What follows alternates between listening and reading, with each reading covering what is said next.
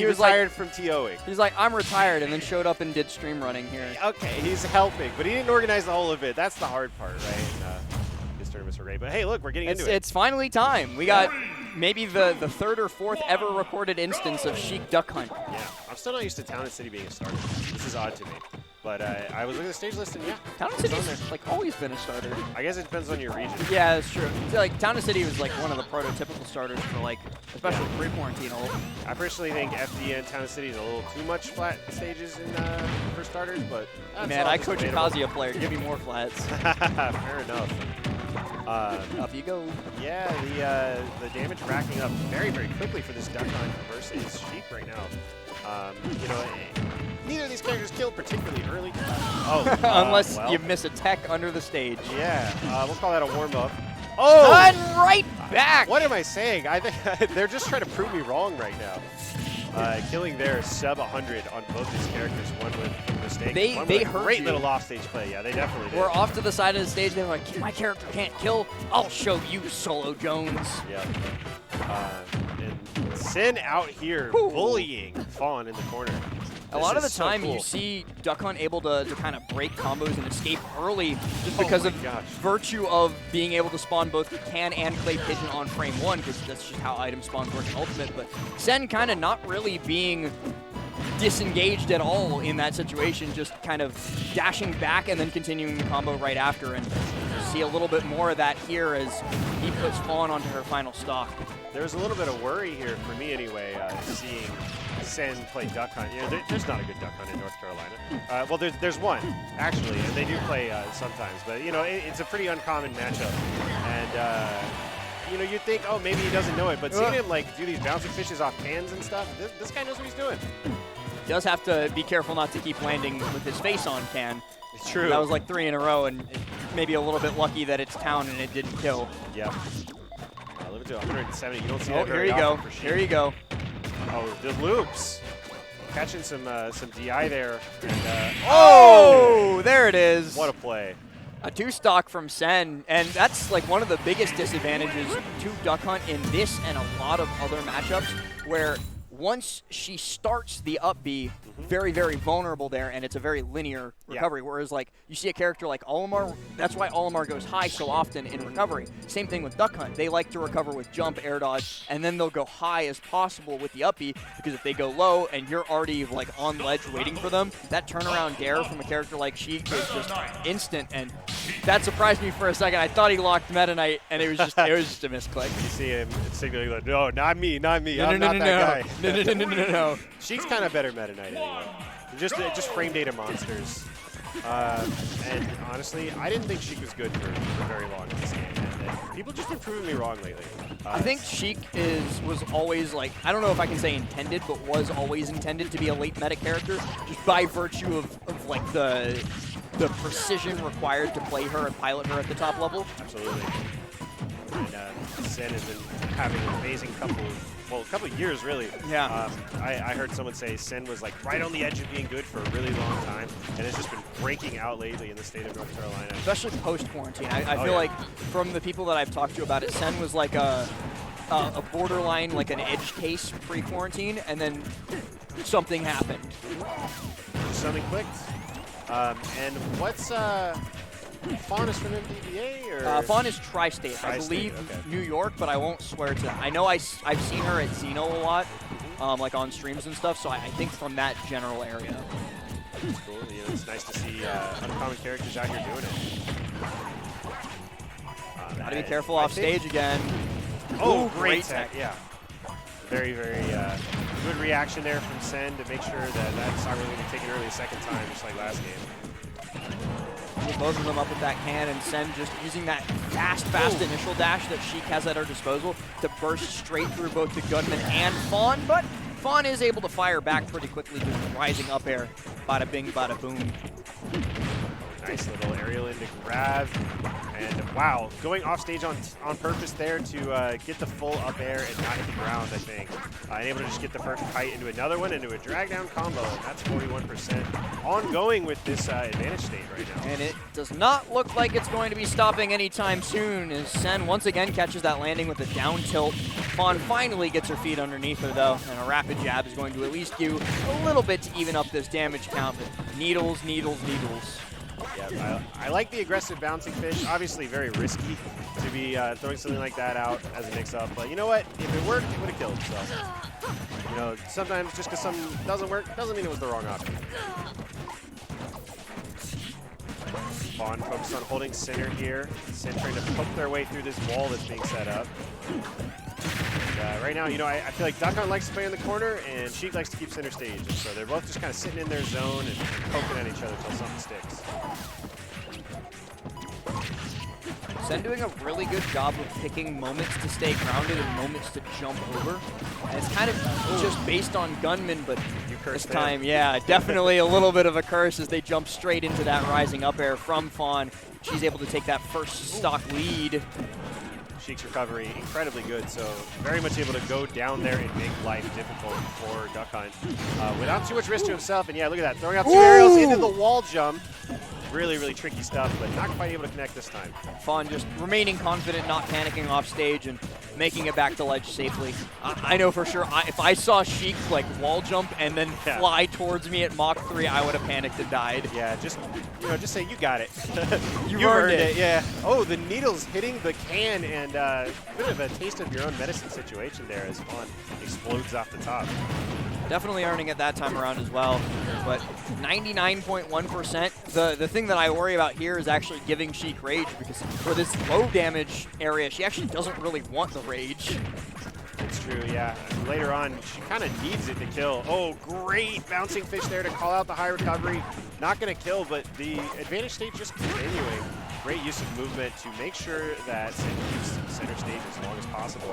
And suddenly we have even percents almost. Yeah, it thought it might be a little bit of trouble for Senn, but a little bit of unfortunate DI. Yeah, you know, quick little moves like that without a lot of hit stun, it can be hard to adjust your DI in time. And especially when they don't kill screen. Yep. And also with an up air like that can, you know, the DI can be different depending on if it's left or right. It can be hard to know in the moment.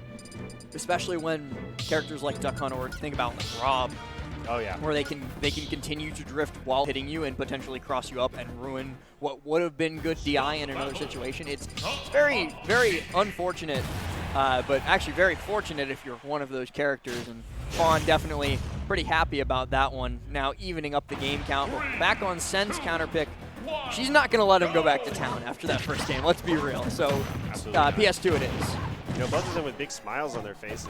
I got to wonder, you know, it's just love of the game, right? I know Andrew is just having fun out there. I don't know That's if Fawn, the whole but point. Yeah.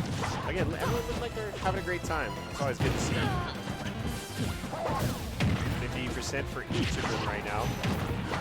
And another good call out from Senn. Going to be putting more pressure on this dog. I like the wave bounce needle, but Fawn more than ready for it and just throws that punishment in. Oh, Senn just barely able to bouncing fish over top to get away from the can, but just reset onto ledge again. And actually this time the up B sends Fawn away. Yeah, you know, if Sheik does her another up air. If Sheik does her up B above the stage and goes down towards the ledge, they're actually invulnerable for the entire 2-frame period. You cannot frame them. So taking advantage of that and also getting the explosion out to do something, there's really nothing you can do. You just kind of got to respect it.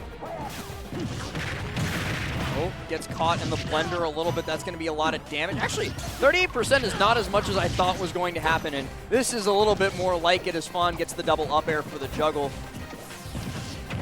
Usually when you see somebody caught in between Clay Pigeon and Gunman, they're going to eat a lot more than 80, though. Very, very true. So the back throw, it's all about positioning here. Senn, you know, the true combos aren't that huge, but Sheik's advantage state, just from having an excellent frame data and nice little linking moves, is just so good. And Senn is really the master of finding the next hit, even when it's not completely true. That being said, Fawn's going to find a hit this time. Yeah, next hit goes to Fawn, and it's a meaty up smash. Oh. Senn really trying to capitalize on these bouncing fishes like he did in game number 1, but it seems that Fawn has kind of wised up to them as well. They're not hitting like they were back on town, and without those bouncing fishes as an early kill option off the side, Senn just is kind of hemorrhaging more as Fawn builds up all this extra credit. 41 already, and I don't really think she's that close to losing the stock. I love how offstage Senn is trying to use the explosion of the up B to give him as many chances as possible to hit this duck hunt. But right now, Fawn is the one in commanding control of the center stage. Okay. Well, and as I said that, Senn answering back. F-tilt up air, and this is a very similar situation to how we ended game number 2 as well. Like a high percent Senn versus a low percent Fawn. Gets his free combos off at the low percent, brings Fawn back to even, but wasn't able to close it out in the last game. We'll see if Senn can do a different job this time around. No, just jumps into the can. Really, really nice precision from Senn here. You know, saying, I'm okay with getting hit by the pink. Every time I speak.